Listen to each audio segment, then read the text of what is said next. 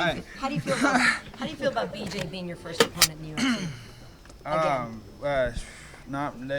I wouldn't have picked that first opponent. I don't feel good about it. I mean, it's not. I would have been happy with a different fight and not fighting somebody that I'm so acquainted with.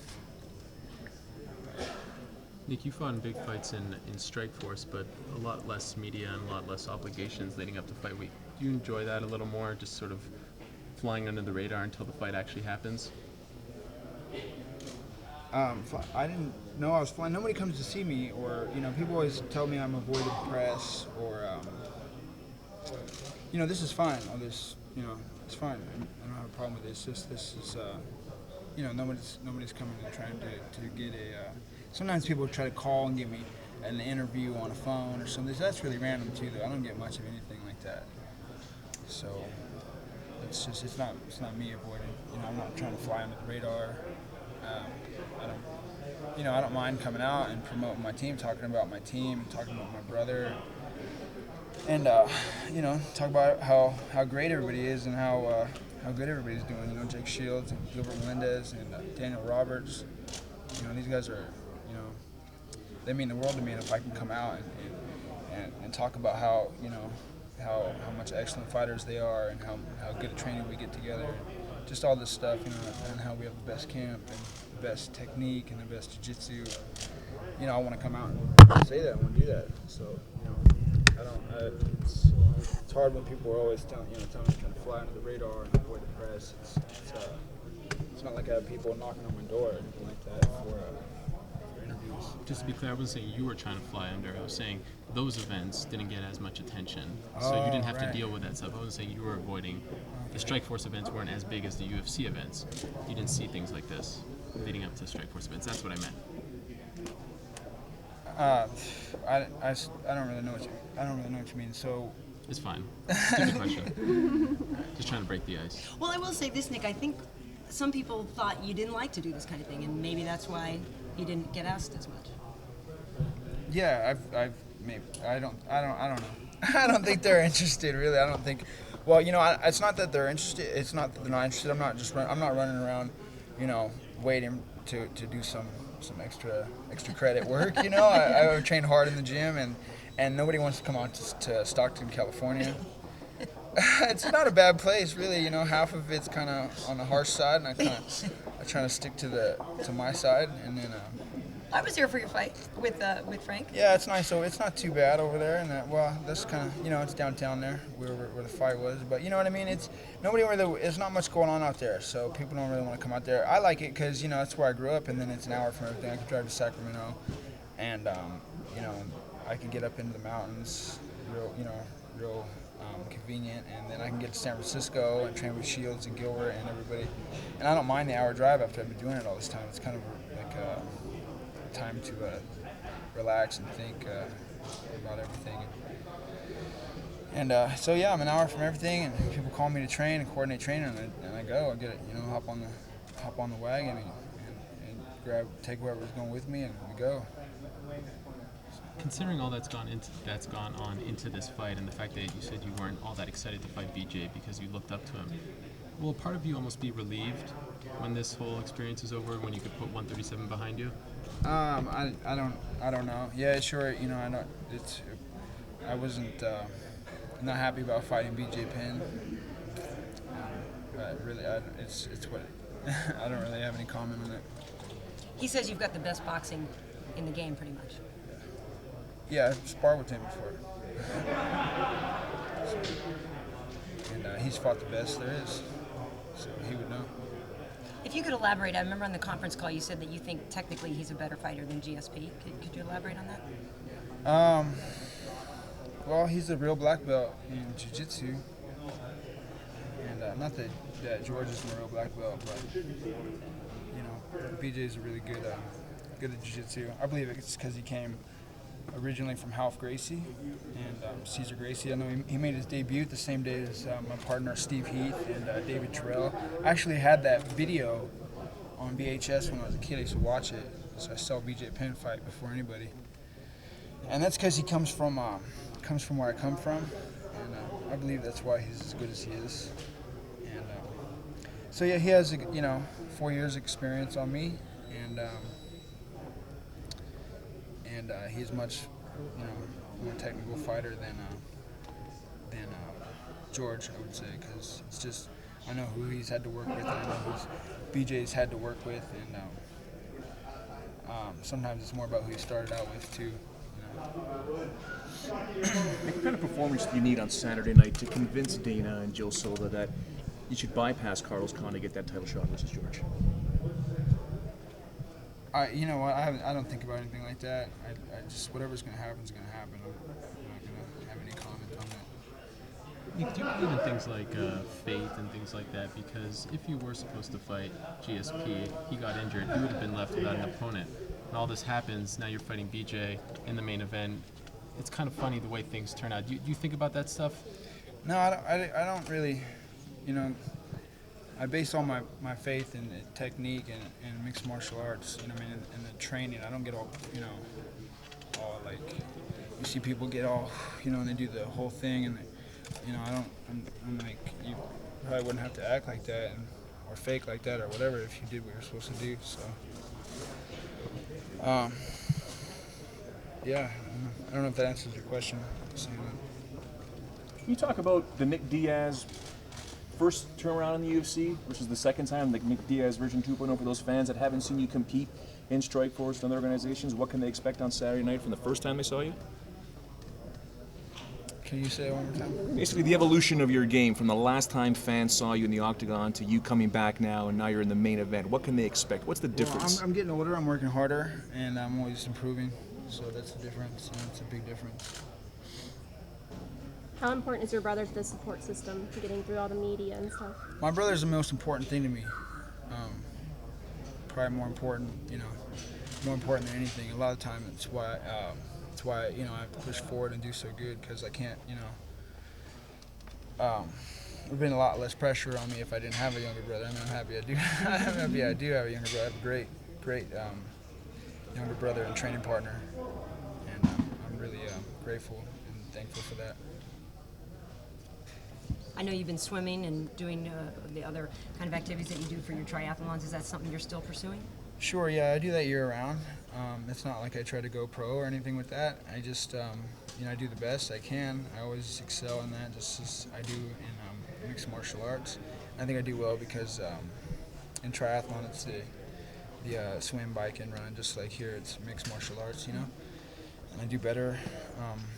I do better like that. But yeah, I've been racing Xterra a lot, mountain biking a lot. I do, it's year round, so it's nice and it helps me get real altitude. People try to get some altitude training, or they go somewhere and have a camp somewhere. It's kind of hard to set up a whole. I just train where I train, and then maybe I'll go spend a couple days and get some good rides in up in the mountains, and get some good runs in up there.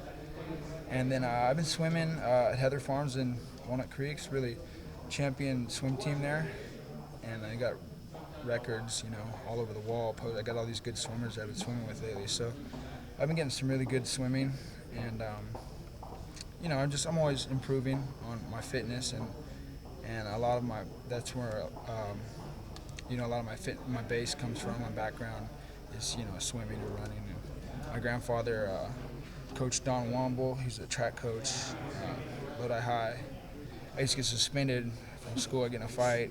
I wasn't. It's not that I got moved around a lot of schools when I was a kid, so I had a hard time catching up. And I just had a little bit rough when I was younger, so I'd get suspended and sent home, and then I'd have to go back and work, and then after that I'd have to go run track. So I'd go he'd be off the track at 2 o'clock, and I'd have to go with him and run. So that happened to me, quite a bit. Well, I ask because people do argue that your endurance is what's possibly going to make a difference in this fight if it goes longer. That it's advantageous for you. Yeah. I've always been, running. I've always been in runs and doing 10Ks and since I was second grade. So yeah, I'm more of an endurance athlete than these guys, and usually I tend to wear on people in the later rounds. But this is a 3-round fight, and it's really not a lot of time to work with. So a lot of it's going to be about speed and technique and strength. Hey 3 guys, rounds. just real quickly, this is Nick's availability for video interviews, so I do ask that you get your questions in at this time. Nick, have you noticed how much more popular you've gotten over the past few months? Like last week on Twitter, you were one of the top 10 trending topics. I don't know if you even know what that means, but it means that you were being discussed, you along with 9 other topics, more so than anyone in the United States, which is a huge deal. Have you noticed that things have changed for you in terms of your popularity in the last few months? No, that's why, I live in Stockton. Like I was saying, that's kind of some of the perks about living in Stockton. Nobody, even if people do know who you are, they're not they're not going to say anything. They're going to act, like, oh, well, I don't care who he is. So, it's good for me. It keeps me, training right and not all, not, I don't really get into the whole everybody paying attention to you thing because most of the time I don't get recognized when I'm in town. After your fight in January, you talked a lot about wanting to box. Obviously, that's not on the table right now, but is that still something that you'd like to do at some point? As far as I know, that that whole deal is wiped out. Like I'm on some sort of a new contract that keeps me from doing that. As far as I know, I don't ask too much questions. I don't want to stress out over that. I have to stress out over about my the condition I'm in leading up to the fight, and the more I can just kind of put out, not think about and put out of my head, and I just focus on training. I just didn't do best like that, and it's been worked for me for a long time. So I'm really like I think that you don't want to change what works. And I believe that is a good thing to stand by in MMA. Is keep what works. You kind of touched on this before, saying that not too many people are coming to you looking for interviews. But do you think that you're misunderstood or misrepresented at all as a fighter? Yeah, sure, misrepresented. Yeah, I'm the only one doing racing triathlon, making times, and improving times and improving fitness levels significantly. And no one's paying attention to it. They always want to see somebody. Hit a tire with a hammer over. I get hit a tire with a hammer over and over again. No one's gonna know how hard I'm working, or it's not. It's hard to. Sometimes I feel like it's a lot of wasted energy that could be put towards something that you're gonna excel in. And then once you excel in, you're gonna get better at hitting the tire, and then a couple years down the road, you're the best tire swing hitter and sled dragger. So I think a little bit of that.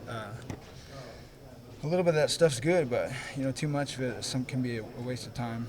You have a lot of coaches that want to be the coach and they want to tell you what's good because they've been in fitness for so long. But sometimes it's best to listen to yourself. If you're the mixed martial artist and they're putting you on the top, and this sport hasn't been around forever, so there's only so many people that you can trust and listen to. And a lot of the time, for most people, definitely for George's sake. He's gonna have to listen to himself. And What do you mean by that? well, I mean, like I've been around a lot of coaches and fighters. Like Valery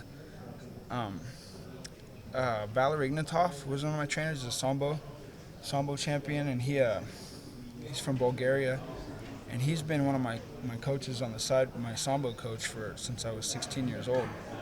And this has a lot to do with why I'm a lot different with submission and grappling than a lot of other jiu-jitsu guys. And so I've been taught both sides of things, and I've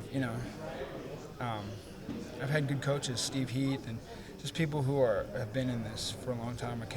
Started out with Gil Castillo. George came from Canada, and I don't feel like there was a lot of fighters that were coming out of Canada back then that were doing anything, and so I feel like I come from more of a martial arts background, and I have a lot more people that were into mixed martial arts that I was studying with when I got into the sport. Is that the fight that fuels you? In other words, is that what drives you to keep going to get that fight? Because you've been talking about fighting him for a long time. If you fight for the title, you make a lot of money. If you win the title, you make a lot of money just holding that thing. It's like people are throwing money at you everywhere you go. I don't have that. I can't stop fighting right now. If I wanted to, I need to make some money. And I don't spend a lot of money. I spend a lot of money on training, you know. But I gotta work hard and get paid, just like everybody goes to work, you know, every day. And it's hard times. Nobody likes their. People are like, oh, you love sport, and you know, it's a job, you know. So there's nothing fun about it for you? It's fun being, you know, I train, I work with my team, and I have a great time with them. And yeah, I have a lot of fun, you know. But at the same time, when it really comes down to it, you know, I could be doing the same thing and not doing it for money. The money takes the fun out of it, you know. It's fun. I love jiu-jitsu. I love boxing. I love practicing and training. And but fighting for money, you know, against people, that's it's not, you know, it's not my favorite. Have you put a cap as to how many more years you want to do this for? No, I don't. I really don't. I really don't know. You know, this could be my last fight. The last fight could have been my last fight. That's, you know, I feel like that every fight. You know, this could be my last fight. So you never know. I mean, I don't need this. It doesn't have to stay this way. You know, I've had a great time. I feel like I had a great career. I took 3 Strikeforce belts. It's good enough for me, you know. Now I'm just, I'm here to, you know, I'm here to do what I'm told, pretty much. I'm here to do what my coach tells me. He really, you know, he wants me to do this fight. He talked me into taking this fight, and you know, Dana White and Caesar, and they want me here, so I'm here. Was the resistance because it was BJ and because you know him, or? Yeah, I don't fight my friends, and I don't fight people I know, and that's just kind of a rule I have. I don't care about the money, and you know, he signed a fight first, and that's all. I would never sign a fight first. I don't care how much money you put in front of me. I don't care if you put millions and millions of dollars. I'm gonna say whatever you want. You can't do it, man. You know what I mean? If he signs 2 or signs first, then yeah. But it's just a rule of mine. Did you guys have a conversation about that then? You and BJ? No, he sent me a message, said, sorry about the position you're in. You really got fucked. And then just, yeah, that's that, you know. Do you understand in some way why the UFC made that decision, or do you still not get it? Or do you think it was unfair? No, they do what they like. I mean, I suppose, I don't know. You know, I'm grateful to have a job and to be getting paid, especially for this fight. And it's what it is. 2 more, guys. We enjoyed watching you and your brother sparring today, and I wanted to know if you are done training or if you are visiting any of the gyms while you're out here. What's the rest of your week like? Yeah, I'll probably get some light workouts in for the rest of the week, you know, and I don't have to do anything too extreme. I did all my training hard and at home, and now I'm here to just, you know, kind of acclimate to the weather out here. You know, it's a little dry. It takes me a day or 2 to get used to it, and then you know, get a few light runs in and some shadow boxing and some jiu-jitsu. Yeah, you know, I don't know if we'll do that here or I just kind of go with the flow. I don't know where, you know, we might go to someone's gym or I haven't been invited anywhere since I've been here. So right now, our only options is the workout mats that they have set up at the Mandalay. Yeah, so just go with the flow. Look, there are a lot of people who have been anxiously waiting for this week because this is the first time that they're going to get a chance to see and hear from you. And throughout the whole craziness of a couple months ago, there were a lot of your fans who were backing you up very strongly and said that the UFC wronged you. Is there anything that you'd like to say to those people who have stood by you? Yeah, thank you for, you know, thank you for standing by me, and you know, I'm going to go out and do my best I can. You know, don't hate BJ Penn. You know, it's just this isn't like a normal fight for me. It's just more of a sporting competition this time around. So I don't know. I hope nobody's too disappointed if it doesn't go the same as it always does. Thanks, Nick.